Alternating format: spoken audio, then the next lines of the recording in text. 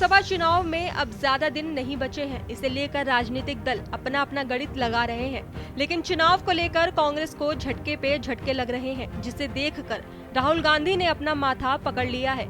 आपको बता दें कि जब से राहुल गांधी न्याय यात्रा पर निकले हैं, तब से उनके साथ अन्याय ही अन्याय हो रहा है।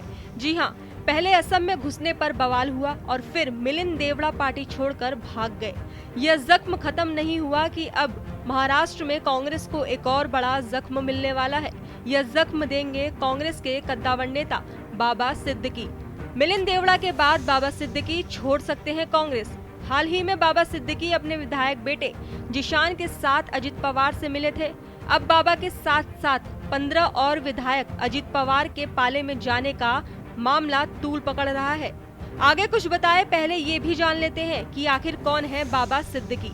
बाबा सिद्दीकी की मुंबई पॉलिटिक्स में धमक मानी जाती है। मुंबई में कांग्रेस का बड़ा चेहरा माने जाते हैं। बांद्रा पश्चिम सीट पर खास दबदबा है और बांद्रा पश्चिम में 3 बार विधायक रह चुके हैं। खाद्य और नागरिक आपूर्ति राज्य मंत्री भी रहे हैं। महाराष्ट्र आवास क्षेत्र विकास प्राधिकरण के मुंबई डिवीजन के अध्यक्ष भी रहे हैं। 2014 में बीजेपी उम्मीदवार से चुनाव हार गए थे।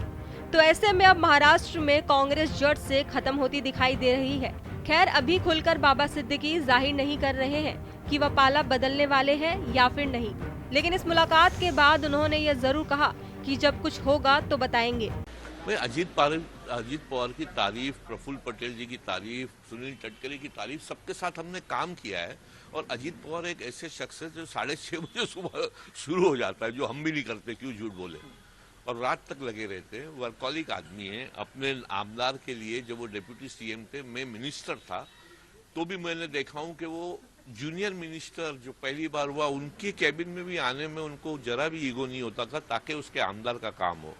तो ऐसा शख्सियत, कभी कभी ऐसा लगता था हमको कि बदकिस्मती है कि ये हमारा नेता नहीं है। तो I mean as a person he is a workaholic and everybody says it. There's no two ways about it. Delhi में मुलाकात हुई अजीत पवार से आपकी, और उसके बाद ये चर्चा हुआ कि आप अजीत पवार ग्रुप में जा रहे हैं। क्या कहना चाहेंगे, इस पे क्या सफाई देना चाहेंगे? अब अगर कोई भी सफाई, तो मैं किसी का वो नहीं हूँ बंदा हुआ कि मैं सफाई दूं, पर मैं ये कहूंगा कि as of now I am in Congress, very much in Congress.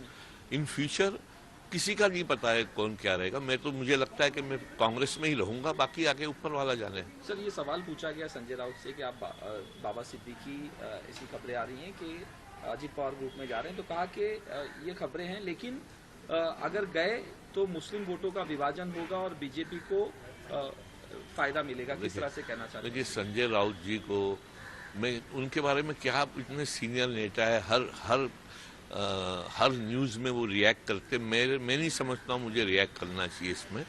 और अब जो होगा, वो कहते हैं ना कि जब होगा, जब उसका जवाब दिया जाएगा। मैं नहीं समझता जवाब देना चाहिए। तो सर, क्या कब बताएंगे आप एनसीपी में जा रहे हैं? आपने कहा कि जब जाऊंगा तो मैं सबको बुला के बताऊंगा क्या क्या। जब वक्त आएगा तो बताऊंगा, और नहीं जाए तो नहीं बुलाऊंगा। इनके बयान से साफ हो रहा है कि वह जल्द खेल करने वाले हैं। और सबसे बड़ी बात तो ये है कि राज्यसभा चुनाव से पहले कांग्रेस की नैया डूब सकती है। महाराष्ट्र में राज्यसभा की 6 सीटें खाली हो रही हैं, जिन पर चुनाव होने हैं।